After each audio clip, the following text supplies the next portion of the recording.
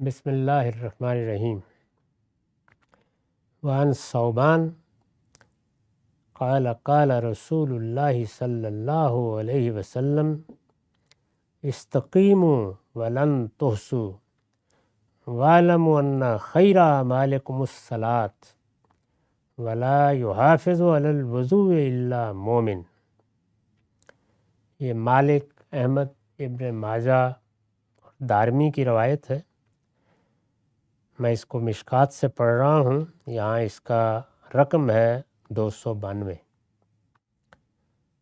ثوبان کہتے ہیں رسول اللہ صلی اللہ علیہ وسلم نے فرمایا درست رہو،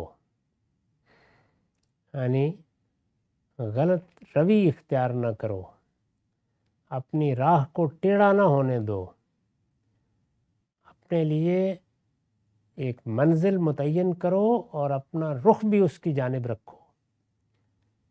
ہمارے استاذ ایک بڑی بلیغ بات فرمایا کرتے تھے کہ غلط سمت میں دوڑنے سے کہیں بہتر ہے کہ آدمی صحیح سمت میں منہ کر کے کھڑا رہے اور اسی میں زندگی گزارتے۔ اگر 2 قدم بھی نہ چل سکے، کوئی کامیابی حاصل نہ ہو، تو اس سے انسان کچھ نہیں کھوئے گا، لیکن غلط سمت میں منہ کر لیا تو پھر شیطان وہ چلنا چاہے گا تو دوڑنے پر مجبور کر دے گا، واپسی کا راستہ نہیں ملتا۔ تو اس لیے فرمایا استقیموا، سیدھے رہو، ہمیشہ دیکھتے رہو کہ کیا تم صراط مستقیم پر ہو۔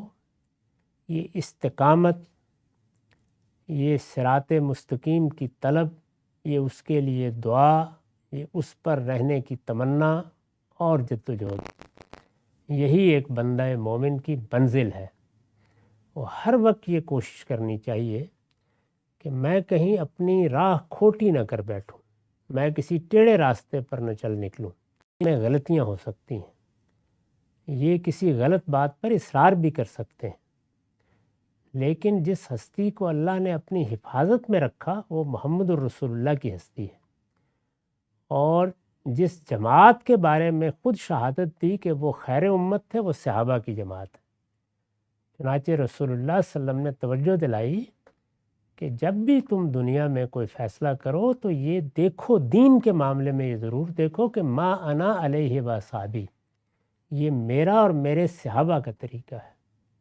اس معیار کو سامنے رکھے گا آدمی تو دنیا میں سب اہل علم سے وہ خیر پائے گا، سب سے کچھ نہ کچھ فائدہ حاصل کر لے گا۔ لیکن اگر اس اصل رہنمائی کو چھوڑ کر اور جن کو اللہ نے ہمارے لیے نمونہ بنایا ہے ان کی بجائے ہمارے جیسے عام انسانوں کو یہ حیثیت دے بیٹھے گا تو پھر اپنے آپ کو خرابی سے نہیں بچا سکے گا۔ اسی چیز کو یہاں اس سے تعبیر کیا ہے کہ صراط مستقیم کے طالب رہو، اور صراط مستقیم اور درست راہ وہ ہے جو پیغمبر اور اس کے صحابہ کی راہ ہے۔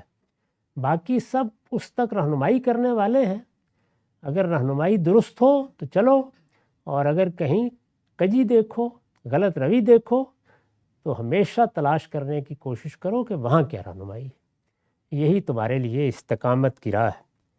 اس کے بعد استمالت کے انداز میں فرمایا وَلَن تُحْصُوا، اللہ بھی جانتا ہے اور ہم بھی جانتے ہیں کہ یہ آسان کام نہیں ہے۔ فرمایا اس کی تم استطاعت نہیں رکھتے، یعنی یہاں کچھ نہ کچھ غلطی ہونی ہے، تو تسلی دی ہے کہ اپنی طرف سے جد و جہد کرتے رہو، اللہ اتنا ہی مواخذہ کرے گا جتنی تمہارے اندر ہمت تھی۔ آخری درجے میں صحیح راہ کو تلاش کر لینا، آخری درجے میں صحیح راہ تک پہنچ جانا، اس کا دعویٰ تو پیغمبروں کے بعد کوئی بھی نہیں کر سکتا، سب جد و جہد ہی کر رہے ہیں۔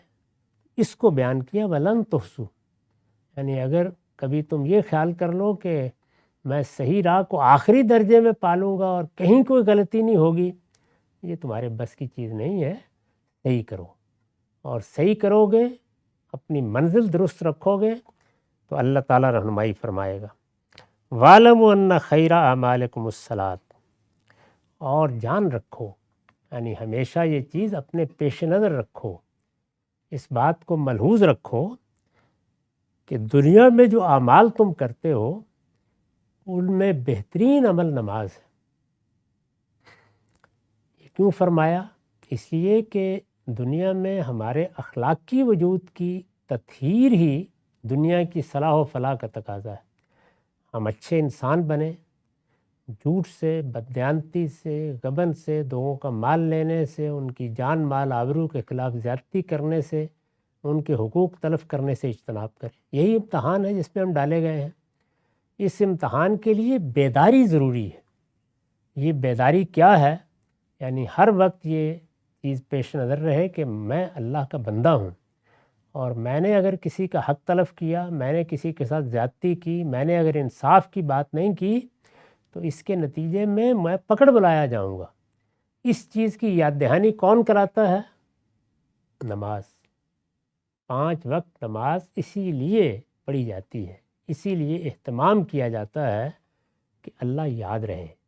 تو انسانی زندگی کی پاکیزگی کی ضمانت ہے اگر نماز صحیح طریقے سے سمجھی جائے، صحیح طریقے سے پڑھی جائے، اور جس مقصد کے لیے یہ لازم کی گئی ہے وہ مقصد سامنے رہے۔ فرمایا ہے نا کہ اقم الصلاۃ لذکری، نماز میں نے اپنی یاد دہانی کے لیے لازم کی ہے تاکہ تم مجھے یاد رکھو، تم اٹھتے ہوئے میں یاد آؤں، ذرا دن ڈھلے تو میں یاد آؤں، رات کو واپس آؤ اپنے کام سے فارغ ہو تو میں یاد آؤں، بستر پر جانے سے پہلے میں یاد آؤں۔ تو تمہارے شب و روز میں میری یاد ہو۔ اور جب انسان ذکر دوام کو اختیار کر لیتا ہے، یعنی ہر وقت اللہ کی یاد، تو پھر شیطان کے لیے بہت مشکل ہوتا ہے کہ وہ اس کو اخلاقی زندگی میں غلط راستوں پر لے جائے۔ یعنی جو اصل امتحان ہے اس میں کامیابی کی، اصل امتحان اخلاقی زندگی کا امتحان ہے، یعنی ہمارے رویوں کا امتحان ہے، گھر میں، باہر، معیشت میں، معاشرت میں، سیاست میں، اسی میں کامیاب ہونا ہے۔ یہی سب سے بڑی چیز ہے، اس کو کبھی قربان کرنے کے لیے تیار نہیں ہونا چاہیے۔ پہلا امتحان یہی ہے کہ ہم خود بھی اپنے اخلاقی وجود کو پاکیزہ رکھیں، اپنے رہنماؤں کے انتخاب میں بھی سب سے پہلے ان کے اخلاقی وجود کو دیکھیں، وہ قابل قبول ہونا چاہیے۔ آخری درجے میں پیغمبر تو کوئی بھی نہیں ہوتا۔ یہ چیز ہے تو باقی سب چیزیں اہمیت رکھتی ہیں، یہ نہیں ہے تو پھر کہانیاں ہیں، کوئی چیز نہیں ہے، جلد یا بدیر سب راز کھل جائیں گے۔ تو اس لیے اخلاقی زندگی کی پاکیزگی کا جو امتحان ہمیں درپیش ہے وہ صرف خدا کی یاد کے دوام ہی سے کامیابی تک پہنچتا ہے، اور اس کا ذریعہ نماز ہے، 5 وقت کی نماز۔ تو اس لیے اس کو خیر الاعمال کہا ہے، سب سے بہتر عمل ہے جو ہم کرتے ہیں۔ وَلَا يُحَافِظُ عَلَى الْوُضُوءِ إِلَّا مُؤْمِنٌ، اور فرمایا کہ یہ صرف بندہ مومن ہے جو اپنے وضو کے بارے میں محتاط ہوتا ہے۔ وضو کے بارے میں احتیاط کیوں ضروری ہے؟ اس لیے کہ جس طرح نماز کی احتیاط انسان کے اخلاقی وجود کی طرف تنبیہ کا ذریعہ بنتی ہے، اسی طرح وضو کی احتیاط خود نماز کی یاد دہانی کا ذریعہ بنتی ہے، اور انسان کو وہ حقیقی احساس بخشتی ہے کہ میں کسی عام ہستی کے سامنے نہیں جا رہا۔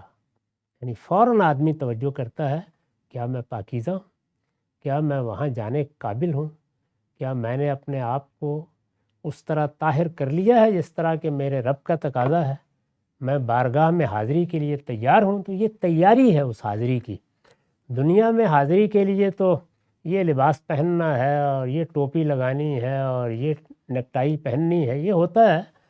خدا کی بارگاہ میں تیاری طہارت ہے، طہارت، پاکیزگی، تو یہ اس بارگاہ کی حاضری کی تیاری ہے۔ تو فرمایا کہ اگر آدمی نے بس اوپر سے اسلام قبول کیا ہے تو پھر تو ہر چیز ہی چھدا اتارنے کے لیے ہوتی ہے، لیکن اگر وہ حقیقی مومن ہے تو وضو کے بارے میں پھر بے احتیاط نہیں ہو سکتا، پھر اس کو ہمیشہ یہ توجہ رہتی ہے کہ نہ نماز چھوٹے اور نہ میں تیاری میں کوئی کوتاہی کروں۔ اقول قولی ھذا واستغفر اللہ۔